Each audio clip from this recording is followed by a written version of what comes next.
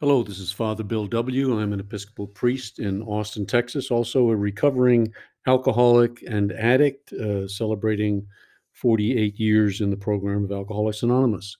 And it's good to be with you again. I want to encourage you, if you haven't done so, please visit our website. It's called Two-Way Prayer, and it'll teach you about a form of prayer and meditation that they used to do in early AA. And it's something that got lost. And I think it's really, really important that we kind of get back to that. And I'm going to make reference to that in some of the episodes that we're doing right now. There's also workshops that we do on this. Now through June, we're doing them on the second Saturday of each month. So if you have not attended one of those yet, I would really encourage you to do so. Write me at two-way prayer, TWO, two-way prayer at gmail.com, and I'll be happy to send you a flyer. Also send you the handouts that we use for those workshops. So please come, and if you've already been, encourage some of your friends and other folks in the program to check them out. I think it can be a real transformational change in people's programs. That's the feedback we're getting anyway. So let's jump into the work for this episode, and we're doing a series now on Ego and Archetype is the book I'm using. It's by Edinger, and you can get a PDF version of it in the show notes for this episode. So check it out. Actually, be a good thing to have because he's got some charts and things that I'm not going to reference, and some beautiful imagery, pictures that kind of help bring some of this story to life. So I'd encourage you to do that. In the last episode, we were looking at kind of what is ego and what is self, kind of key concepts in Jung's psychology. And the ego, we said, was our sense of self, our image of who we are, the picture of who we are in our conscious mind, you see. But Jung says there's also an unconscious mind, and while the ego is the center of consciousness, there is another center of the totality, the conscious and the unconscious.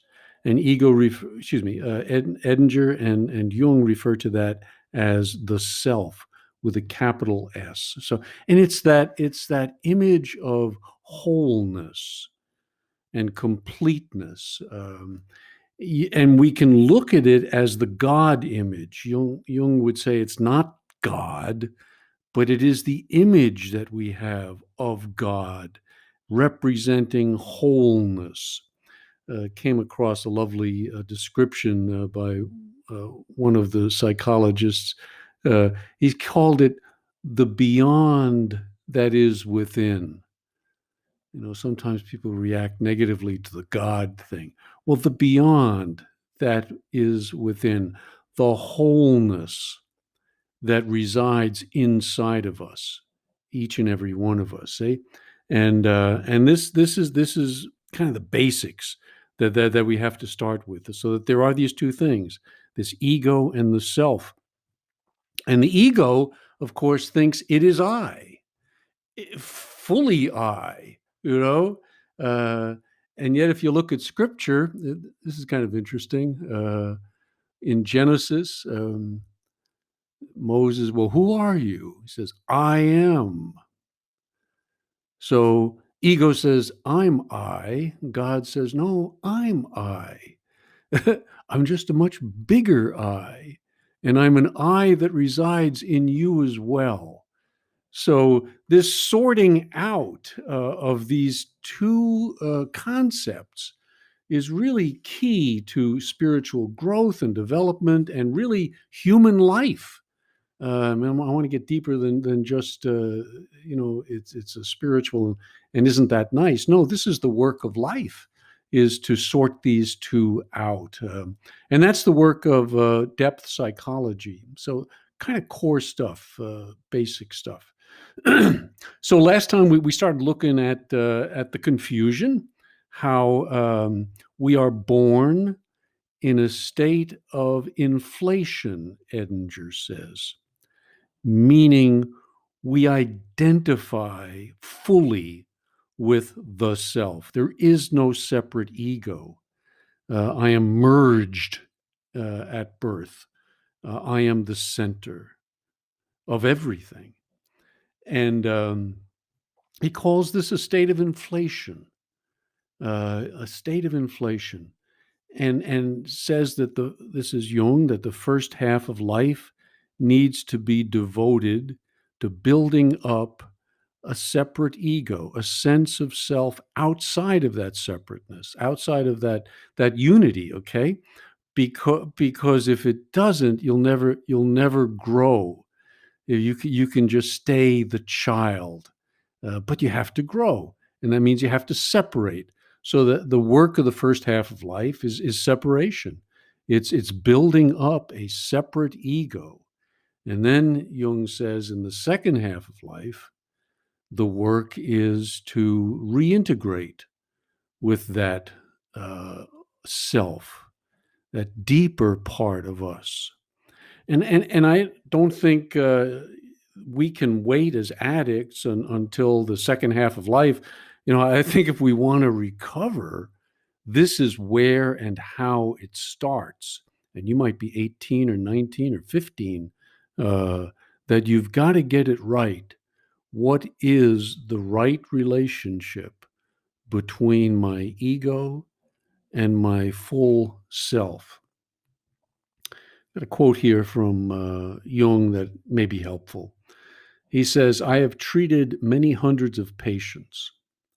Among those in the second half of life, that is to say, over 35, there has not been one whose problem in the last resort was not that of finding a religious outlook on life. It is safe to say that every one of them fell ill because he had lost that thing which the living religions of every age have given their followers, and none of them has really been healed who did not regain his religious outlook. Now, we might substitute spiritual for religious, and I think that's okay. But it is that connection with the God source within. Nietzsche said about 100 years ago, "God is dead," and that expression gets misinterpreted. I think, at least in trying to understand Nietzsche. Uh, because Nietzsche would say, "Oh my gosh, what's going to happen not to God but to us? In other words, if we don't have the ability to connect with that which is within and beyond, look out. We are going to put that psychic energy somewhere else." And that's, of course, exactly what happened. I mean, we put it into fascism and Nazism and communism and fundamentalism, and we put it into a whole bunch of isms trying to say, make that God. And we can also put it into a whole bunch of addictions, because that's also what we do.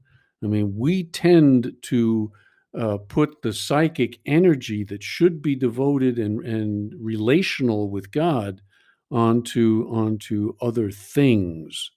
I certainly did that with alcohol and with drugs and with food and with work. And I define myself by my relationship to those things, and I get locked in, and I lose my ability to access wholeness and life, which is really going to come from that inner source that wants me to be whole. So let's. I'm going to do some reading from this chapter, this second chapter in Edinger, and he calls this chapter this part of the second chapter. He calls it the ego self-axis, the link the link that goes on, that happens between myself and or my ego self and my true self, my full self, my God self. Um, so the ego self axis and the psychic life cycle. What happens during the course of this? Starts off saying, although the ego begins in a state of inflation due to identification with the self, this condition cannot persist. Encounters with reality frustrate inflated expectations and bring about an estrangement, a separation between ego and self. This estrangement is symbolized by such images as a fall, an exile, an unhealing wound, a perpetual torture. And Jung believes that, and rightly so, that our religious stories try to identify what is going on inside of us. So the fall, uh, you have the inflation in the Garden of Eden, where Adam and Eve take on godlike qualities, or at least want to, and as a result of that, experience the fall, the separation. You see, obviously, when such images come into play, not only has the ego been chastened, it has been injured. This injury can best be understood as damage to the ego self axis, damage to the communication link between the God image and the ego. And this is really the whole thrust of this book is understanding that damage and then helping us find a solution. I think the exact same thing is true of recovery. I mean, we come in here damaged and broken and fallen, and what are we told? Well, it's a spiritual program. Yeah, I know it looks like, we all want to stop drinking or drugging or whatever it might be, but the solution is going to be spiritual. It's going to be reconnecting to that source of life that we lost hold of. Okay. So Edinger says, this link is absolutely vital. It's life giving. And it's not a matter of just believing in God. That's not the issue. The issue is an experience of God. The issue is how can I have vitality in this relationship? So Edinger says damage to the ego self axis impairs or destroys the connection between the conscious and the unconscious mind, leading to alienation of the ego from its origin and foundation.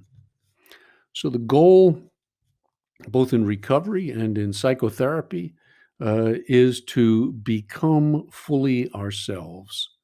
And we start off with the primary relationship, they call it, which is the relationship that a child has with its mother. And that child is merged with and totally dependent on our mother. That's where we start. We start from that. And I always find it interesting when we look at addictions. I think it's kind of regressing back into that mother-child relationship. Um, it's I've worked with a lot of food addicts, M1, I've never met one who isn't kind of drawn to soft, mushy foods. It's ice cream, it's mashed potatoes and gravy, it's mother's milk, in other words. Uh, and the alcoholics, we get hooked on the bottle. There I am with my baba, you know. It's regression. It's going back because life is too painful. The alienation that I'm experiencing out here in the world is too painful because my link uh, to power and to love and to that source is broken. So I revert back to a childish state. In the primary relationship, the mother as the directing, protecting, and nourishing source represents the unconscious. And in the first phase of life and progression, in the first phase, she also represents the self. The dependent child represents the childish ego and consciousness. So mother is sort of the God and the unconscious, and the child is beginning to emerge out of that relationship, developing an ego and therefore developing consciousness. And this means simply, he goes on, that the self, capital S, is inevitably experienced initially in projection onto the parents. Thus, the early phase of the developing ego self axis connection may be identical with the relationship between parents and child. In other words, our parents become gods. They become gods to us. Think I have that relationship with my dog. I mean, she looks up to me and I am God. I open a strange box and out comes food, you know, and and she devotes herself in service to me. I mean, it's really interesting to kind of watch that relationship, and that's the relationship that every child has with mother. You know that she is the source of life. She's the source of everything. But then we go through a phase, a grow, and we have to begin to separate from her. So we move into the terrible twos. We start saying no. We start pushing away. I can do this, and it's very necessary. It's absolutely necessary, and now becomes a cycle of two things. One is uh, permissiveness, to let the kid do what the kid wants to do. And if you do that too much, you're going to have problems. Or really restrict the kid so he only does what you want him to do, in which case you're going to have problems. And so this is the cycle that we go through, where we're given permissiveness, we're given freedom, we're given autonomy, and yet it's yanked back, and boy, that is the process. Give too much in either one direction, look out, you're going to have trouble. During this phase of experiencing the self in projection, having projected my God image onto mother, the ego self axis is likely to be most vulnerable to damage by adverse environmental influence. At this time, what is within and what is without cannot be distinguished by the child. Therefore, inability to experience acceptance or rapport is felt to be identical with loss of acceptance by the self. In other words, the ego self axis has been damaged, causing ego self alienation. The part has become separated from the whole. Now, there's a word that he uses there that is going to be pretty common to a lot of us in recovery. And I want to really kind of focus on that because he does, but he does it in a different way.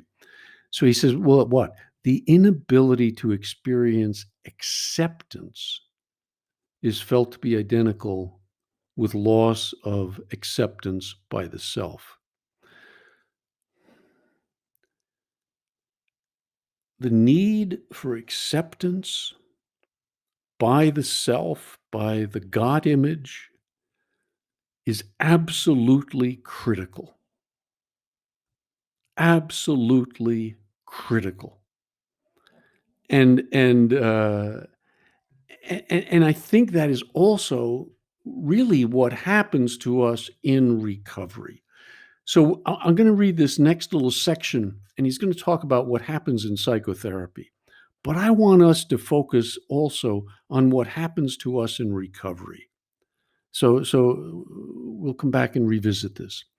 He says the self, the God image, as the center and totality of the psyche, can be considered as the organ of acceptance par excellence. Since it includes the totality, it must be able to accept all elements of psychic life. It is this sense of acceptance of the self that gives the ego its strength and stability. Look at the child who is in the presence of his parents and he feels fine. Have them withdraw several feet and watch him start to get shaky. Okay, uh, when he's threatened by something in the environment, watch him or her run back to mommy or daddy, protect me, holds on to them. All right, hugs them. So it's this vital sense of connectedness. It is this sense of acceptance of the self that gives the ego its strength and stability.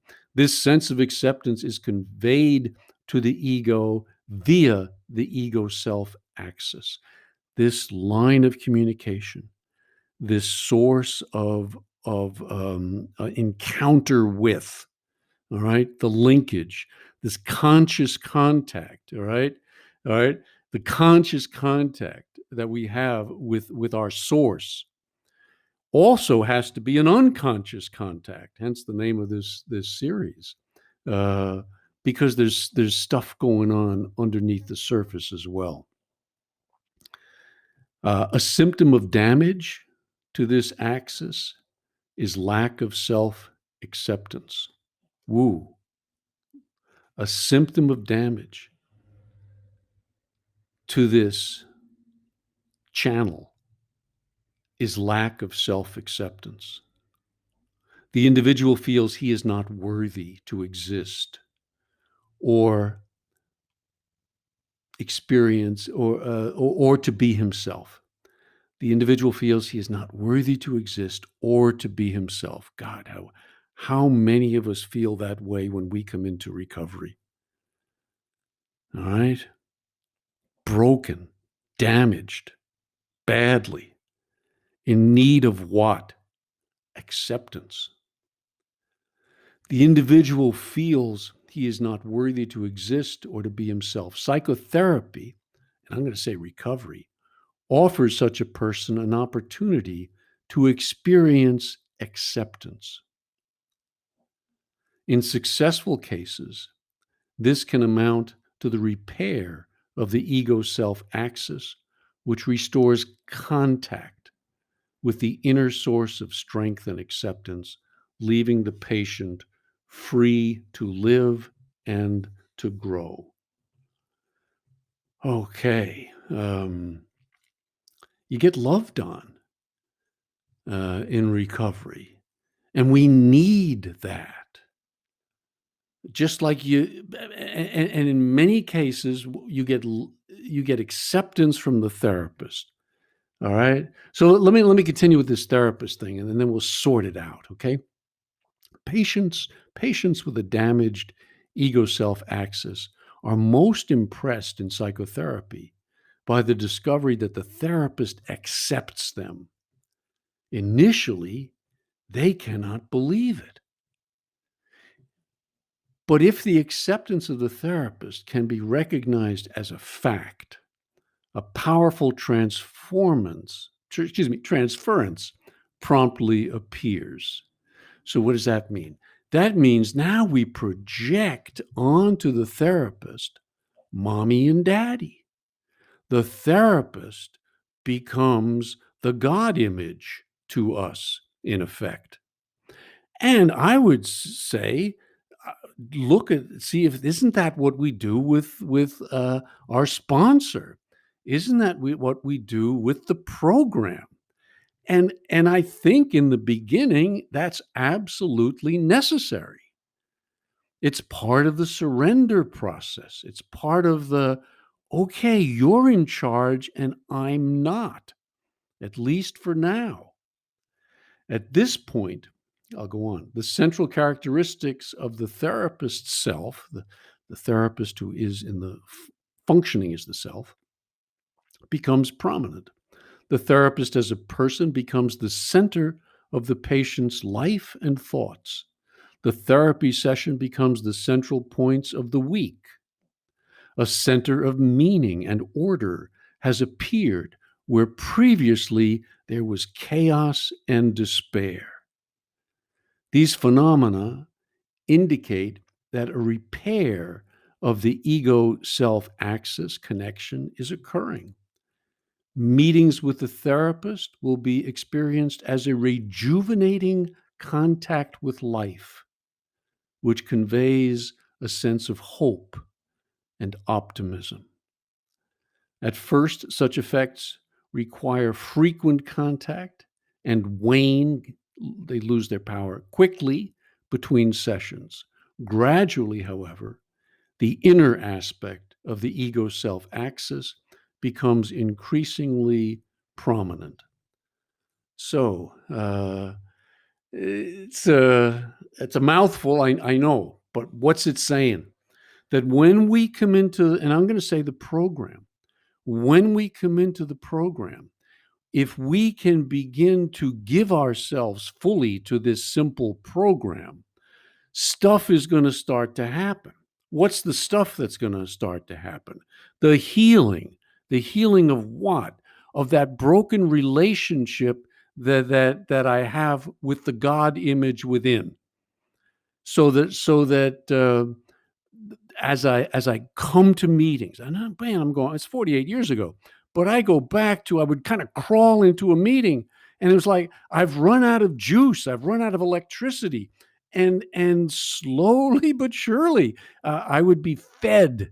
And I was fed by my sponsor, who was a God image to me, you know? And hopefully we get a sponsor who's healthy enough that they know they're going to kind of carry that God image for you for a while until you're ready to take it back yourself. You see, but you have to go through the process and grow that self.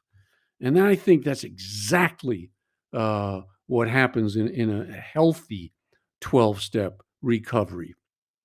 That we start off very reliant, very dependent, and then we grow.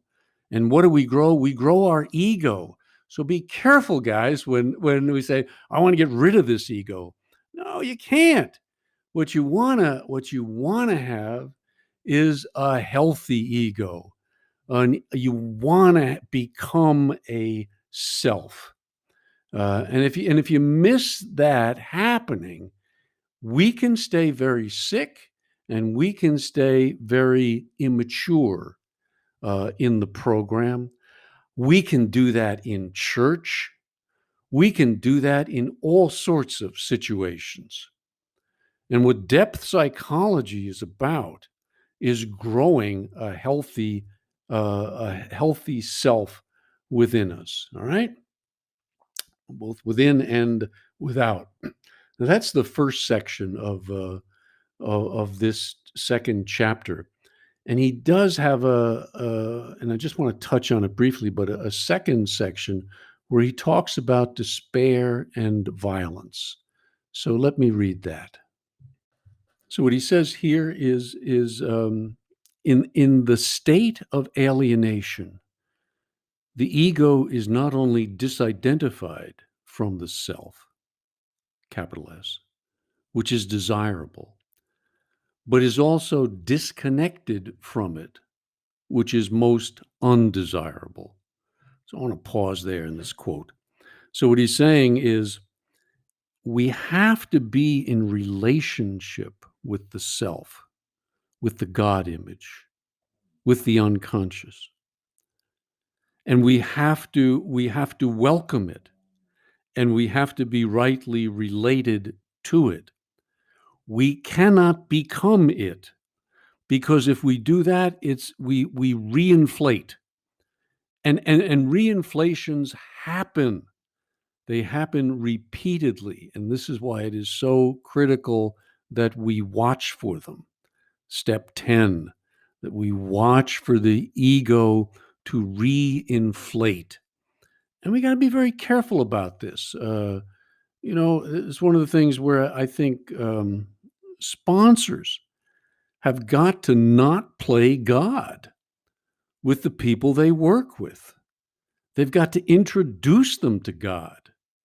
And then they've got to begin kicking them out of the nest so that their reliance can become on God and not on the therapist, not on the counselor, not on the sponsor, not even on the program.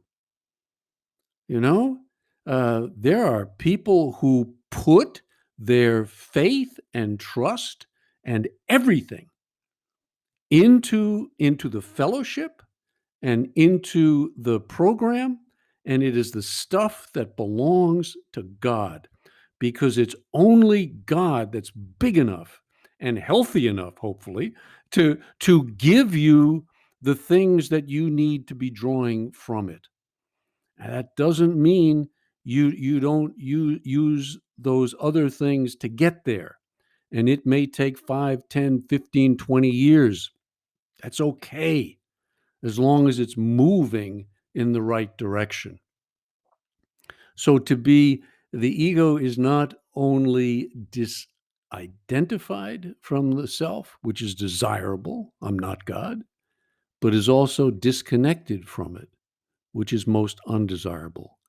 The connection between ego and self is vitally important to psychic health.